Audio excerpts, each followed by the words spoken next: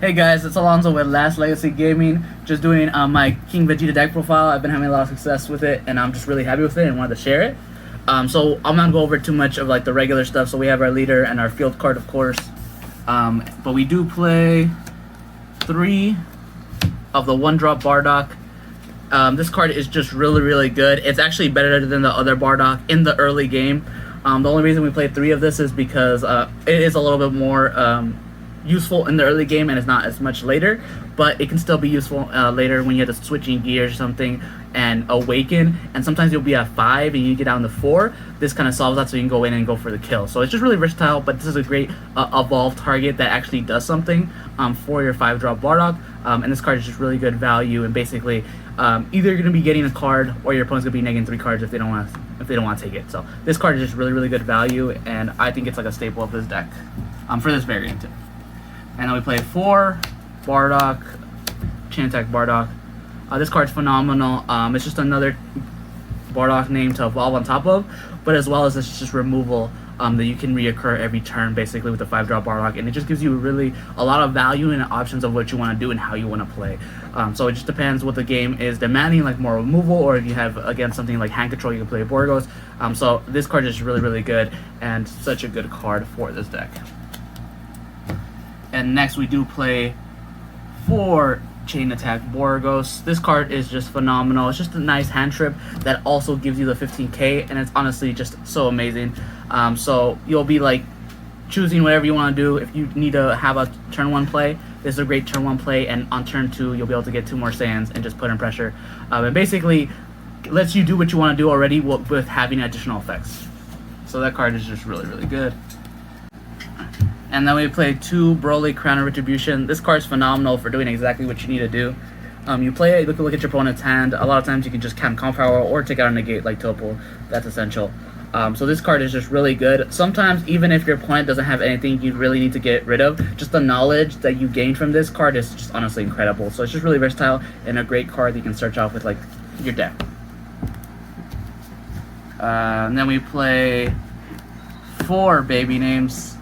We played 3 Vegeta, 1 Raditz. The reason we play this ratio is we play 3 Vegeta because it's the better one.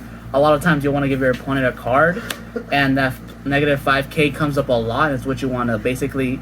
I feel like Dragon Ball is really a thing where you're just like grinding your opponent and every single card matters, and this effect is a card that just like matters every turn. If you just leave it, if they can't get rid of it, if they have to combo it away, like that's fine. They do get the 5k, but they have to waste energy, and for a lot of decks that have a specific curve, it's totally worth it.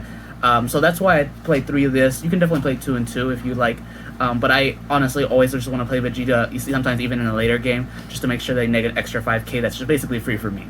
So that's why we play those ratios, but you can definitely do 2 and 2, and it's totally understandable if you'd like to. We played 2 of King Vegeta's Imposing Presence. This card is really good, but in circumstances, it's just not the best against just like random stuff, or just like in just random matchups. That's the only reason we want to play 2, and it's also once per turn. But I do really like the card and having a little bit of flexibility, but I think 2 has been fine with me. I know people play more, but I really like it at 2. And the MVP for this deck. And this is what I think definitely people should be playing for Death Ball. This card is absolutely incredible. This card is offensively and defensively just superb. If you're going into the late game and like, well, anytime after your opponent's after below 5 life, which is really easy. After like turn 2, you're gonna get them at 4 life. Now this is basically always gonna get them down to 1 life below. So you should just swing with leader, and they're like no negates, and you're like Death Ball, and now they're gonna take that life no matter what, or they're gonna neg like 6 cards. Or also on the defense, like let's say they have a 20k body, they attack with your leader, you neg it 10, and leader neg another 10.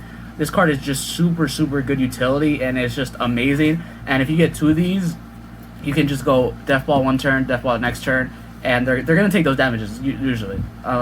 And then on turn the next turn, you just go in with double strike in this, and it's just super value. Like this gives you so much calm power, it's ridiculous. I think this is a mandatory for sure. This card gives you so much value, and it's just really versatile. Then we play 1 max power. So max power is really good because depending on how you want to play the game or how you go off, you can play aggressively or a little bit more mid-range and just try to get advantage that your opponent's not getting with like Piccolo Junior, with the 5-drop Bardock, with your leader. You're just slowly getting more advantage to your opponent in a lot of matchups depending on how you want to play it. So you can play aggro, of course, or you can just play like that and switch to the tempo however you like. But this allows you to get basically in those matches where you want to play a little bit more like card advantage wise and beat up on your opponent. This gives you a free card every turn. It's just a free negate, as well as for certain matchups this is also just removal. So this card is phenomenal. I love this card at 1. I see it so much because you are drawing so much in filtering. I love this card at 1, and I definitely would not play any less than 1. Our secret rare we are playing is Heroine's Lineage. You can play any of them. Kai is also a really good option. Kai is probably arguably a better option, but it's the only one that I have. And I've been really happy with Heroine's Lineage. Kind of acts like a negate in certain aspects.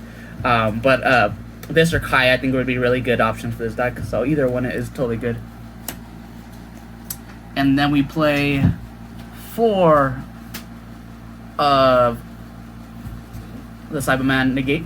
This card is phenomenal. This with a Piccolo on curve, let's say you want to play a little bit more control, you drop Piccolo on turn 2, and you're going to be at 5 life, and sometimes they'll just kill your Unison, but this putting you down at 5 allows you to do super combos, and of course just save your Piccolo, and so on turn 3, you can have any of your other plays and still have it live and still give you value. So this card is really phenomenal, basically for anything, for any deck that's trying to double strike you or something, and this with 2 of the impersonating presence, the King Vegetas, you feel very protected even when you're tapped out, and that's one of the biggest advantages to this deck.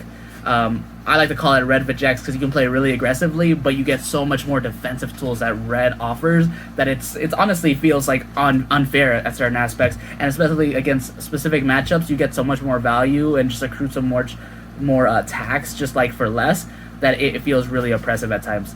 But I love this negate because it promotes exactly what you want to do, being able to use all your energy fully and safely, and this card is just phenomenal. Alright, and then we play 4 Double Strike Kai. I know some people might think that's a lot, but you always want to have the answer to end the game. Sometimes you also want to do this from 5 to 3, and you always want to have that option.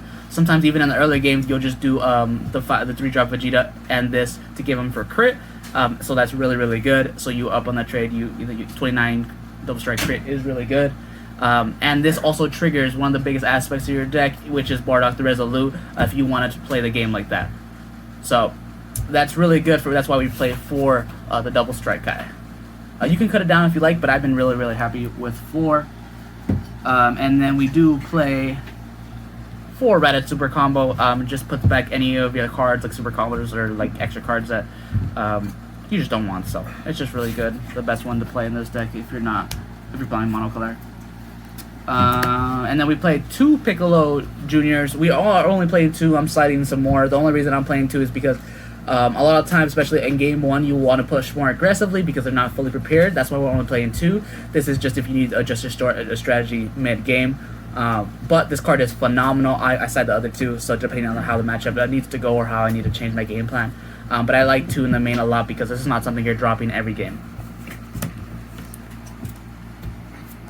Alright, then we play 4 Switching Gears, just filters, free attacker, phenomenal card, free combo. Don't have to explain that. 4 of the Vegeta crit, really good, searches out your pieces, phenomenal, gets you going wherever you need to go. This searches out your 5-drop as well as your leader, so it's really, really good. And also has crit, which is nice, and it triggers your Bardock the Resolute. We do play 3 of this. The reason we don't play 4 is because we don't want to clog up with too many cards that can't combo. You only need 1 in the early game if that's what you're trying to go to, play a little bit more aggressively, or as well as you only need 1 in the late game, especially sometimes they'll try to like D-Magic or something, and they're like, alright, D-Magic, see you're at attacks, you're like, alright, cool, I'll play this for free, now this is giving me an extra body to attack, or give me Double Strike, and on very special occasions you can cast it for 3 for Double Strike that they can't counter, basically. But this card is really, really good utility to push in aggressively with this or any of the Double Strikes that's gonna trigger this, and basically put in the pressure that's like just for free. So this card is really, really good, and I love this card. Alright, next card we do play is 4 Topo. Topo is really good. I know a lot of King Vegeta players aren't playing this in the main or even citing this, and I don't understand why. This card is just phenomenal. Like, if you have to play any, like, matchup that's, like, aggro at all, like, if I have to ever play Vegeta or anything like that, like, this card just puts in so much work, or any just aggro matchup in general. The safety you feel from it is just phenomenal, and it's just really versatile. Worst case, it's a 2-drop negate that gets you a body. Like, I love this card, and I definitely love playing this card at 4. We are not playing Violet Rays. That's more of a side-worthy card, in my opinion, at the moment, just how the meta is shaped up. And then we played 3 of the Bardock. This is the MVP. This is basically what you always want to get out on turn 2. You want to get this out so you have strikers, and you always want to be recycling a Borgos or a Bardock. So the game plan is you're going to evolve on turn 2, and you're going to dump one of these with effect or one's already dropped. And every turn, you're either going to be playing a Borgos to give you another attacker that's 20k because it's going to be boosting it, and drawing you a card. Or if you need removal every turn, you play Chain Attack. So whatever game plan you need to do, you just basically just play it for free every turn. And this is just reoccurring card advantage. So past your turn 3, everything else is just like surplus. Like if you want to play Piccolo Junior or you want to do Topo, like everything else is just free. So on turn 1, you tap out. Turn 2, you tap out usually. And then turn 3, everything else is free because you just keep this on board and establish it. And you just have so much free defensive-ness because your board's already complete setup. So this card is really, really good. Just evolve for 1 and barrier, whatever you want for the rest of the game. So I love this card. Alright, and then last 2 cards we play is 2 Secret Identity. You could play SS4 or the dual attacker one. But I always feel like I'd rather just have negates, removal. Because you lose 1 attack, but the versatility of just having removal in general is just, I think, overall better in my personal opinion. And I've never really wanted the dual attacker instead of this card. I can totally understand if you want to just go a little bit more aggro and have that in your build, but I feel like this is just a little bit more versatile, and I've always liked it a little bit more than the dual attacker in my opinion. But yeah, that's pretty much the deck. I've been super, super happy with it, guys. If you have any comments or concerns, let me know, or maybe you're trying something out similar or different. But I really, really like it, and I thank you guys for watching, and hope you guys have a nice day.